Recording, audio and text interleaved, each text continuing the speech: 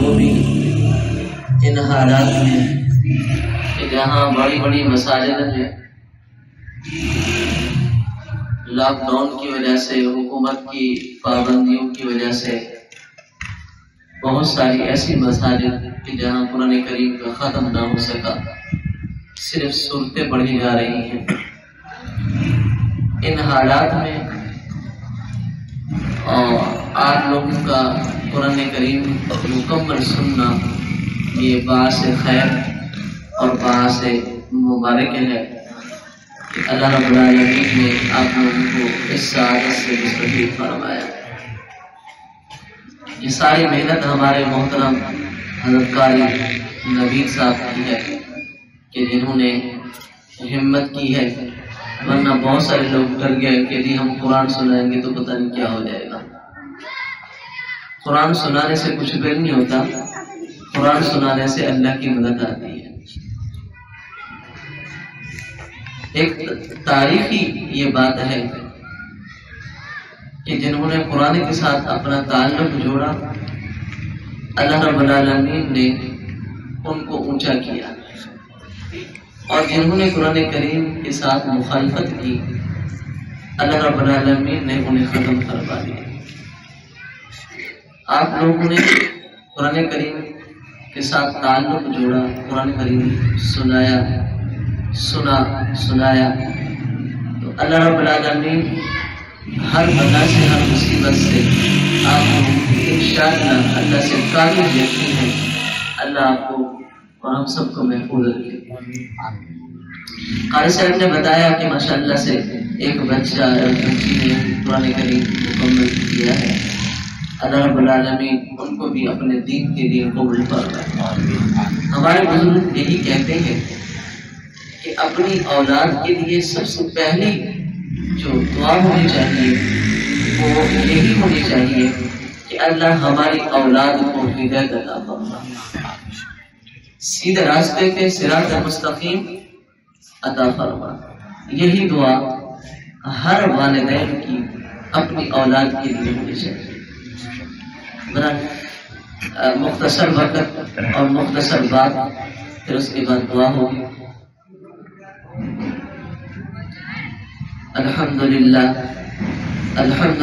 نحمده ونستعینه ونستغفره ونؤمن به ونتوکل علیہ سیئات اعمالنا من يهده الله فلا مضل له ومن يضلل فلا هادي له ونشهد أن لا إله إلا الله وحده لا شريك له ونشهد أن سيدنا وسندنا وحبيبنا وطبيبنا ومولانا ومرشدنا محمدا عبده ورسوله أرسله الله تعالى بالحق بشيرا ونذيرا،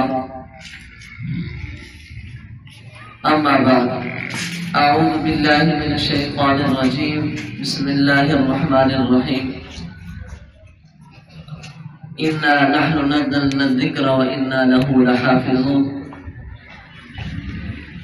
وقال النبي صلى الله عليه وسلم من قرأ القرآن وعمل صالحا ألبس أبواه تاجا يوم القيامة وضوءه كضوء الشمس، صدق اللہ العظیم۔ تمام حضرات مل کے دل کی گہرائیوں سے رمضان مبارک کا مہینہ ہے، آقا تاجدار مدینہ صلی اللہ علیہ وسلم جناب محمد مصطفیٰ احمد مجتبیٰ صلی اللہ علیہ وسلم کی ذات مبارکہ پر درود شریف پڑھ اللہم صلی علی محمد وعلی آل محمد کما صلیت علی ابراہیم وعلی آل ابراہیم انکا حمید مجید، اللہم بارک علی محمد وعلی آل محمد كما باركت على إبراهيم وعلى آل إبراهيم إنك حميد مجيد۔ محترم سامعین، میرے دوستوں اور بزرگوں، قرآن کریم ایک ایسی عظیم کتاب ہے کہ دنیا کے اندر جس کا کوئی ثانی نہیں، دنیا کے اندر جس کی کوئی مثال نہیں ہے، بہت ساری طاقتوں نے، بہت سارے لوگوں نے، بہت سارے رہنماؤں نے کوشش کی کہ کوئی جھوٹی اس کی ملتی جلتی کوئی چیز تیار کر لے، کوئی اس کا نمونہ تیار کر لے، لیکن 1450 سال گزر جانے کے بعد ایک آیت تو دور کی بات ہے، ایک لفظ بھی اس جیسا نہیں لا سکتا، ایک لفظ بھی اس جیسا کوئی نہیں لا سکا، کوئی نہیں بنا سکا، کوئی نہیں لکھ سکا، کوئی نہیں تیار کر سکا، اور کیا وقت تک کوئی بھی تیار نہیں کر سکے گا، نہ کوئی لکھ سکے گا، نہ کوئی نمونہ بنا سکے گا۔ یہ آج کی بات نہیں ہے، نبی علیہ السلام کے دور میں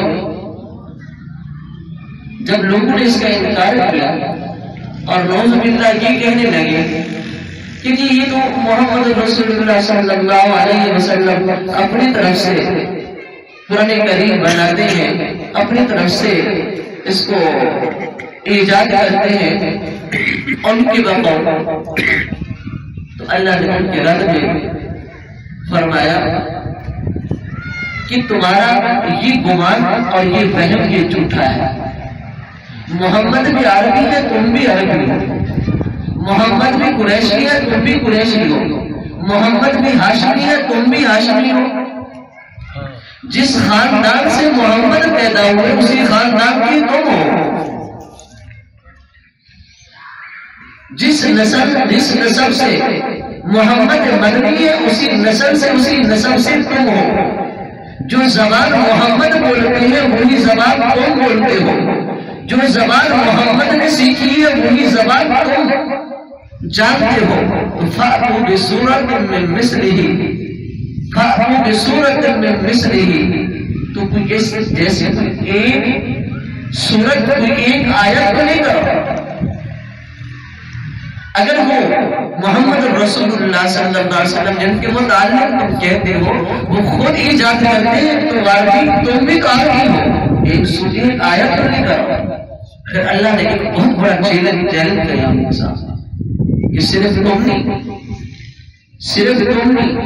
وَادْعُوا شُهَدَاءَكُم مِّن دُونِ اللَّهِ إِن كُنتُمْ صَادِقِينَ، صرف تم نہیں، اپنے بڑوں کو بھی بلا لاؤ، اپنے بادشاہوں کو بلا لاؤ، بڑیروں کو لاؤ، سرداروں کو لاؤ، جاگیرداروں کو لاؤ، ان کو بھی اپنے ساتھ بٹھاؤ، ان کو بھی اپنے ساتھ بلاؤ، وہ بھی کوشش کریں، تم بھی کوشش کریں، تب بھی تم ایک آیات بھی نہیں لا سکتے، اس جیسی نہیں بنا سکتے، نہیں لا سکتے۔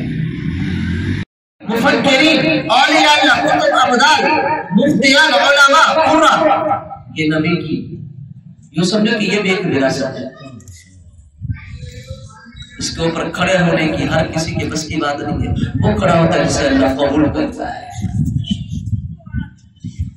چاہے وہ اس کے اندر کوئی حسب نسب نہیں ہے، اگر بادشاہ ہے وہ پیچھے کھڑا ہوگا، فقیر کا بیٹا حافظ قرآن وہ آگے کھڑا ہوگا، محلے کا سردار ہے، وڈیرا ہے، بڑا ہے، M L A, M P ہے، وہ پیچھے کھڑا ہوگا، غریب کا بیٹا حافظ قرآن آگے کھڑا ہوگا۔ اس کو آگے کس نے کھڑا کیا ہے؟ اللہ کی کتاب نے آگے کھڑا کیا۔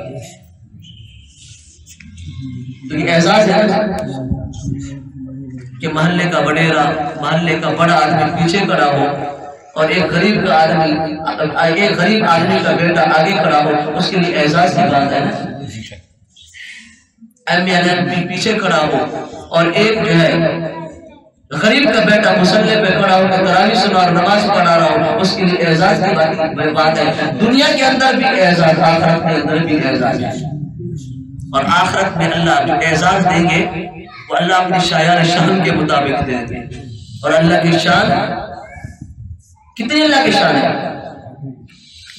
آپ لوگ سوچیں، میں سوچوں اللہ کی شان کتنی ہوگی۔ ہم سوچتے رہیں گے اللہ کتنی بڑے ہوں گے، اللہ کتنی بڑے ہوں گے، کتنے بڑے، اللہ کی عظمت کتنی، اللہ کی شان کتنی ہوگی۔ جہاں ہماری سوچ ختم ہوتی ہے وہاں سے اللہ کی بڑائی، اللہ کی شان شروع ہوتی ہے۔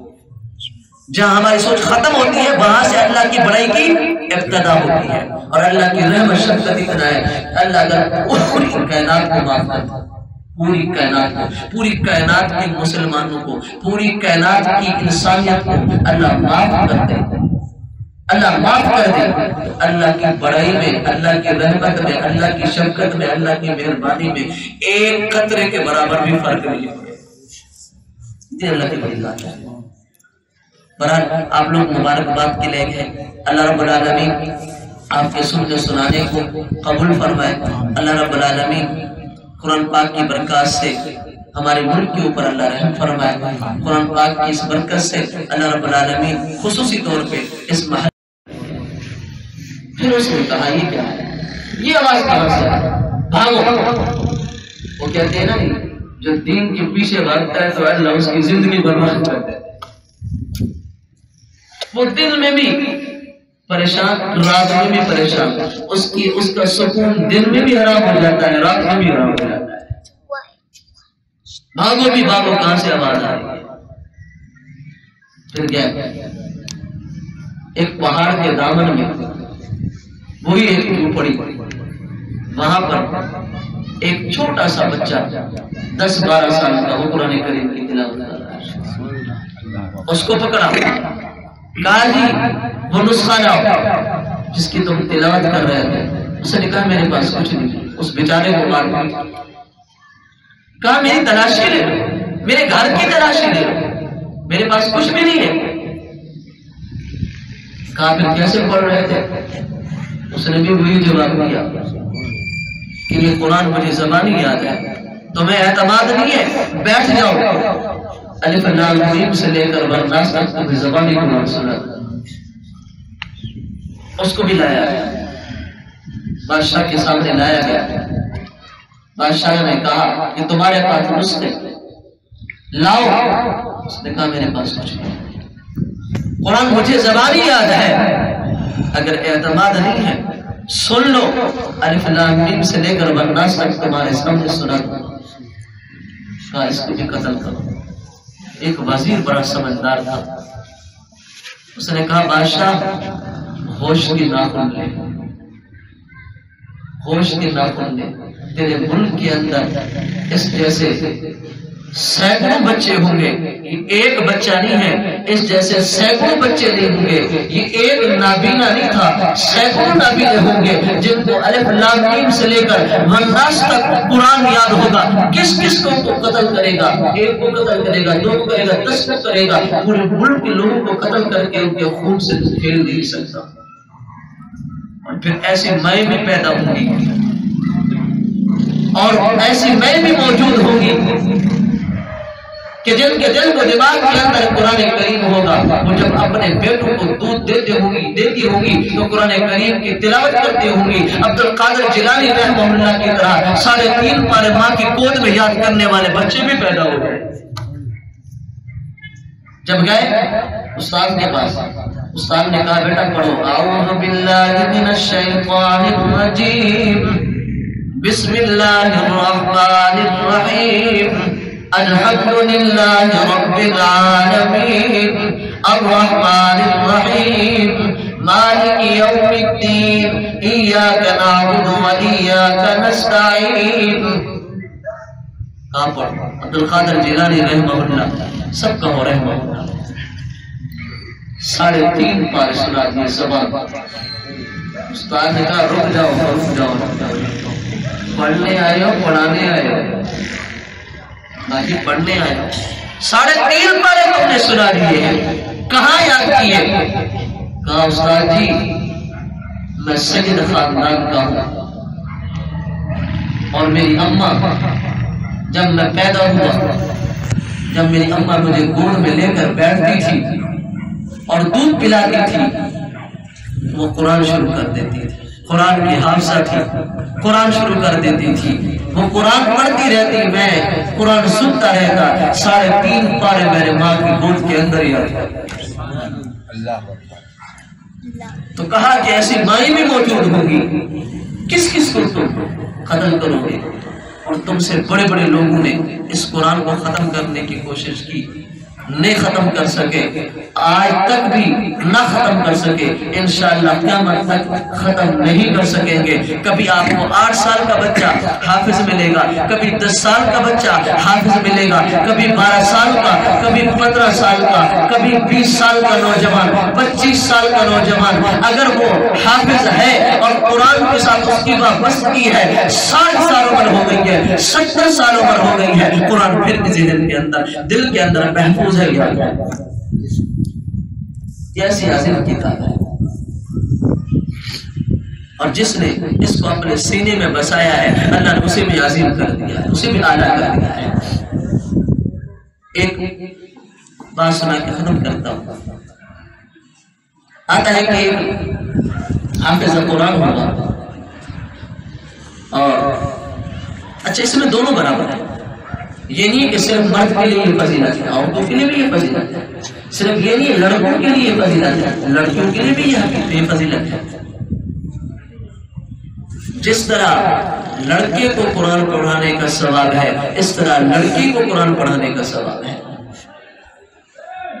جس طرح لڑکا قیامت والے دن اپنے والدین کے لیے بخشش کا، مغفرت کا ذریعہ بنے گا، اس طرح لڑکی بھی بخشش اور مغفرت کا ذریعہ بنے گا۔ جیسے کہ حدیث پاک کے اندر آیا ہے، من قرأ القرآن وعمل صالحا البس ابواہ تاج یوم القیامہ ضوءہ کضوء الشمس، ایسا تاج پہنایا جائے گا حافظ قرآن کے والدین کو کہ جس کی روشنی سورج کی روشنی کی مانند ہوگی، بلکہ اس سے بھی زیادہ ہوگی۔ لمبی حدیث، اس کا بھی ایک لمبا موضوع ہے، وقت برابر۔ وہ ایک حافظ قرآن، اللہ کہیں گے تو جنت میں جا، وہ جنت پہ کنارے پہ کھڑا ہو، اب جنت کا وہ مناظرہ، وہ جنت کا نظارہ کرے گا، اعلیٰ قسم کے محلہ، اعلیٰ قسم کی چیزیں ہیں، اور ادھر جہنم میں بھی دیکھے گا کھڑا ہے، اللہ فرمائیں گے بھی جا، فرشتے کہیں گے جا بھی، تیری یہ خوش قسمتی ہے، اللہ نے تجھے جنت میں جانے کے لیے کہہ دیا ہے، کہ اللہ سے کہوں نہیں جانا۔ پوری دنیا انبیاء، اولیاء، اتقیاء، مفتیان، علماء، محدثین، مفکرین، پیر، کتب، سب پریشان اور سب خواہشمند کہ جنت کے اندر چلے جائیں، جنت مل جائے، اور آپ کہتے ہیں میں جاتا نہیں، وہ کہے گا نہیں جانا۔ کیوں نہیں جا رہا؟ تو وہ بڑے درد مندانہ انداز سے وہ کہے گا، کیسے میں کیسے جاؤں جنت کے اندر؟ وہ کہے گا جب کہ میں دیکھ رہا ہوں اپنی ماں کو وہ جہنم کے اندر ہے، میں دیکھ رہا ہوں اپنے باپ کو وہ جہنم کے اندر، دیکھ رہا ہوں اپنے دادا کو وہ جہنم کے اندر ہے، اپنی دادی کو دیکھ رہا ہوں جہنم کے اندر ہے، اپنے نانا کو دیکھ رہا ہوں وہ بھی جہنم کے اندر، اپنی نانی کو دیکھ رہا ہوں، خالہ پھوپھی کو دیکھ رہا ہوں وہ بھی جہنم کے اندر ہے، رشتہ داروں کو دیکھ رہا ہوں وہ بھی جہنم کے اندر ہے، اور وہ جہنم میں دیکھتے ہوئے اپنی آنکھوں سے جنت میں کیسے جاؤں؟ اللہ میں جنت میں نہیں جاتا، جنت میں نہیں جاتا، ان کو چھوڑ کر میں کیسے جنت میں جاؤں؟ وہ تو جہنم کے اندر پڑے ہوئے ہیں، میں کیسے جنت میں جاؤں؟ اللہ فرمائیں گے پھر تیرا کیا مدعا ہے، کیا تو کہنا چاہتا ہے؟ وہ کہے گا اللہ میں تیرا وعدہ کو سے پورا کرانا چاہتا ہوں، اللہ میں تو سے تیرا وعدہ پورا کرانا چاہتا ہوں۔ میں نے سنا تھا ہمارے نبی آقا مدنی صلی اللہ علیہ وسلم محمد مصطفیٰ احمد مصطفیٰ صلی اللہ علیہ وسلم نے فرمایا تھا جو آدمی اپنی اولاد کو قرآن پڑھائے گا، قرآن کا حافظ بنائے گا، قرآن کی حافظہ بنائے گا، اپنی بیٹی کو قیامت والے دن وہ اپنے رشتہ دار ایسے وہ جس سے روزے دار جو نہ نمازیں ہوں گے، نہ روزے دار ہوں گے، نہ وہ جو ہے نفل پڑھنے والے ہوں گے، نہ تراویح پڑھنے والے ہوں گے، وہ گناہگار 10 ایسے گناہگار جن کے پر جہنم واجب ہو چکی ہوگی، وہ جہنم کے اندر چلے گئے ہوں گے، ایسے 10 لوگوں کی وہ سفارش کرے گا، اللہ اس کی سفارش سے ان کے 10 لوگوں کو جنت کے اندر بھیجیں گے۔ میں تو انتظار میں ہوں، اور مجھے وہ حدیث نبی کی یاد ہے، نبی کا فرمان سچا ہے، ہمارا عقیدہ ہے اگر سورج مشرق سے طلوع ہوتا ہے، یہ سورج مغرب سے طلوع ہونا یہ ممکن ہے، لیکن محمد رسول اللہ کا فرمان جھوٹا ہونا ممکن نہیں ہے۔ سب کہو بے شک، سب کہو بے شک۔ کہاں میں کیسے جاؤں؟ سب کو میں دیکھ رہا ہوں جنت کے اندر، اور میں جنت میں نہیں جا رہا۔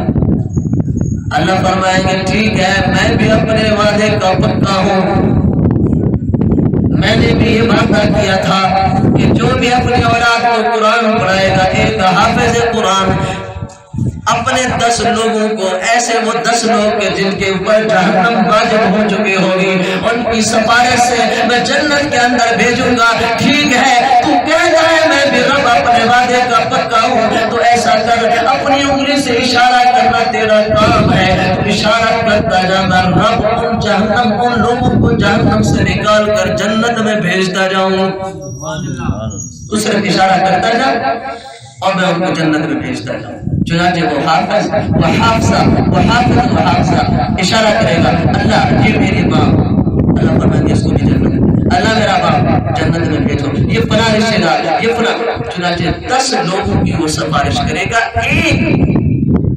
ایک حافظ قرآن، ایک حافظہ، وہ 10 لوگوں کی سفارش کرے گی، جن کی سفارش سے اللہ ان کے رشتے داروں کو، وہ رشتے دار جن کے اوپر جہنم واجب ہو چکی ہوگی، اللہ ان کی سفارش سے ان کو جنت میں بھیجے گی۔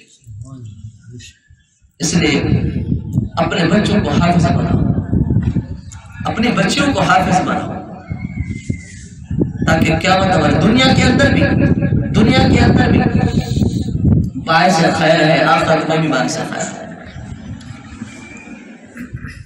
اب ماشاءاللہ قاری نبی صاحب نے قرآن سنایا، آپ لوگوں نے قرآن سنا، آپ انہوں نے قرآن پڑھا تو قرآن سنایا۔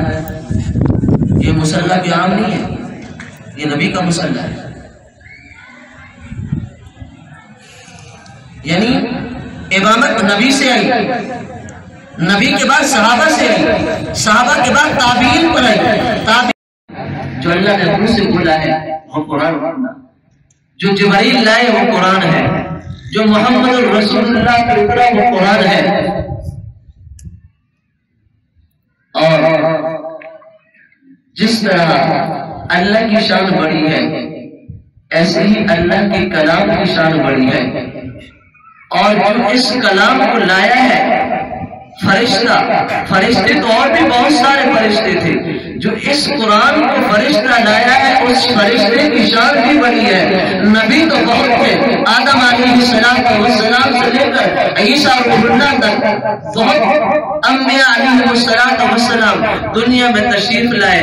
جس آمنہ کے لال پہ یہ قرآن نازل ہوا، وہ آمنہ کا لال بھی بلند ہے، وہ نبی بھی سب سے اعلیٰ ہے۔ اور جس امتی نے اس قرآن کو اپنے سینے کے اندر محفوظ کیا ہے، وہ سینہ بھی مبارک ہے، وہ سینہ بھی اعلیٰ ہے، وہ سینہ بھی مبارک ہے جس سینہ کے اندر اللہ نے قرآن کریم کو محفوظ کر رکھا ہے۔ اللہ نے فرمایا اِنَّا نَحْنُ نَزَّلْنَا الذِّكْرَ وَإِنَّا لَهُ لَحَافِظُونَ، میں ہی اس قرآن کو اتارنے والا، میں ہی اس کی حفاظت کرنے والا، اور جس کی اللہ حفاظت کرے اس کو کوئی نقصان نہیں پہنچا سکتا۔ محمد رسول اللہ صلی اللہ علیہ وسلم کو اللہ نے فرمایا اے نبی تیری حفاظت میں کروں گا۔ کتنی منصوبے بنے، کتنی پلانے بنی، ہر گروہ نے اپنی اپنی سوچ کے مطابق نعوذ باللہ محمد رسول اللہ صلی اللہ علیہ وسلم کو ختم کرنے کی کوشش کی، لیکن اللہ نے عبادت فرمائی کہ محمد رسول اللہ صلی اللہ علیہ وسلم کا کوئی ایک بال بھی ٹیڑھا یا ایک بال کو بھی نقصان نہیں پہنچا سکے۔ اور اس کی قرآن کریم کی تبدیلیوں میں، قرآن کریم کی چینجنگ میں بھی بڑے بڑے لوگوں نے زور لگائے، بڑے بڑے بادشاہوں نے زور لگائے، لیکن اللہ نے حفاظت فرمائی۔ ایک بادشاہ تھا، قرآن کا مخالف تھا، اس نے اپنے علاقے میں، اپنے بادشاہت میں، اپنے ملک میں یہ اعلان کیا کہ نعوذ باللہ قرآن کریم کو ختم کرنا ہے۔ قرآن کریم اس دور میں پرتوں کے اوپر لکھا جاتا تھا، پرتوں کے اوپر لکھا جاتا تھا سیاہی سے۔ یہ پرنٹ تو ابھی آیا ہے، تو اس نے اعلان کیا کہ جتنی بھی یہاں گھر ہیں، سب گھروں سے وہ جو قرآن کریم کے نسخے ہیں، کوئی پتوں کے درختوں کے پتوں پہ لکھے ہیں، کوئی مختلف گتوں پہ لکھے ہیں، کوئی چمڑے کی کھالوں پہ لکھے ہیں، سب اٹھا کے ان کو پانی میں بہا دو، دریا میں ڈال دو۔ نہ کوئی نسخہ ہوگا اور نہ کوئی پڑھنے والا ہوگا۔ چنانچہ پورے ملک میں ایک ایک گھر کی تلاشی لی گئی، اور تلاشی لے کر ہر گھر میں سے وہ نسخے اٹھائے گئے، ان کو اٹھا کے دریا میں ڈال دیا گیا۔ تاریخ میں لکھا ہے اتنی نسخے موجود تھے، اتنی اوراق موجود تھے، اتنی درختوں کے پتے موجود تھے، اتنی شاہی سے وہ لکھے ہوئے درختوں کے پتے، اتنی وہ نسخے، اتنی وہ چمڑے کی کھالیں جن کے اوپر قرآن کو لکھ کر گھروں کے اندر محفوظ رکھا گیا۔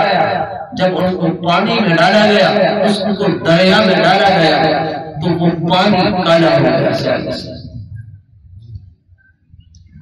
تو آ کر کہا کہ جی پورے جتنے بھی گھر ہیں، ہر گھر میں سے آپ کی شاہی میں، آپ کے ملک میں جتنی نسخے تھے، سارے نسخے اٹھا لیے گئے، ان کو پانی میں ڈال دیا گیا۔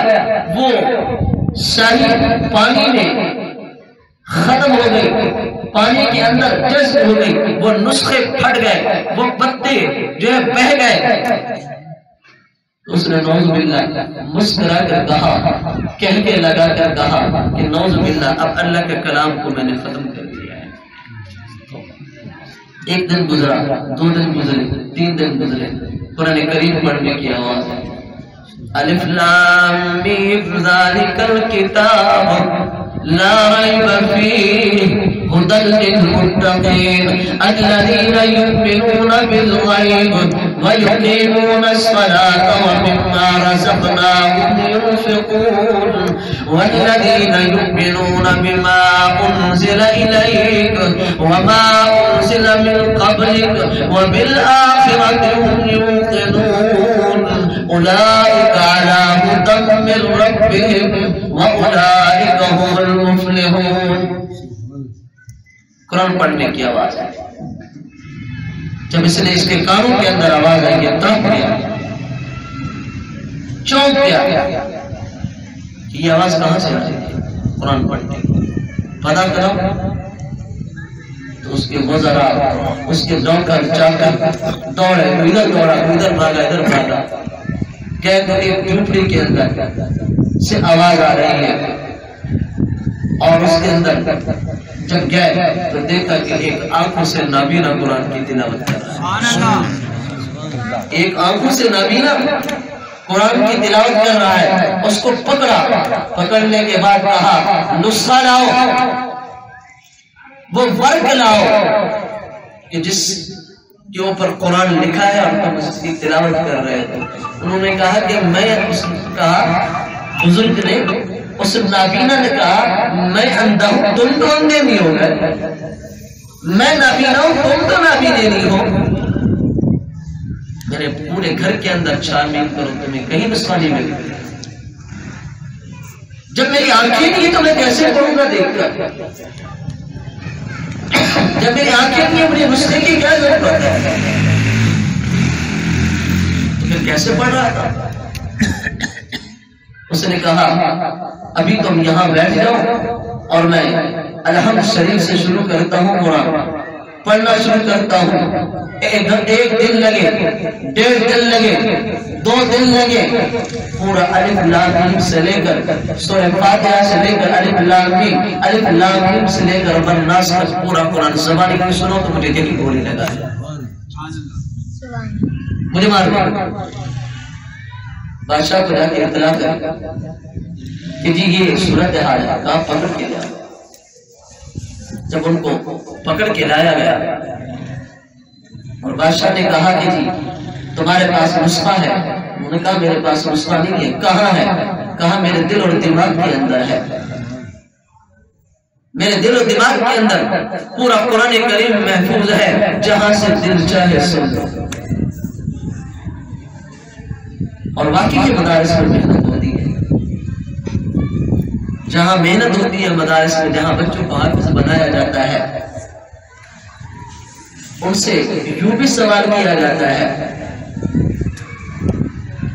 ان سے یوں بھی سوال کیا جاتا ہے جی اولئک علی ھدی من ربہم واولئک ھم المفلحون. اس سے اگلے والی پہلے والی آیات کون سی ہے؟ اس سے آگے والی تو بتانا آسان ہے، پیچھے والی بتانا آسان نہیں ہے. تو طلبہ پیچھے والی آیت نہیں بتاتے ہیں. جن کو قرآن یاد ہوتا ہے، جو قرآن شوق سے پڑھتے ہیں، وہ پیچھے والی آیات بھی بتاتے ہیں، آگے والی آیات بھی بتاتے ہیں. تو اس حافظ کو نابینا کو ختم کرا دیا. پھر اطمینان ہوا اس کا.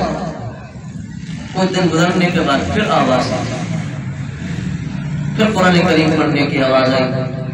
الحمدللہ رب العالمین الرحمن الرحیم مالک یوم الدین ایاک نعبد و ایاک نستعین اهدنا الصراط المستقيم صراط الذين أنعمت عليهم غير المغضوب عليهم ولا الضالين.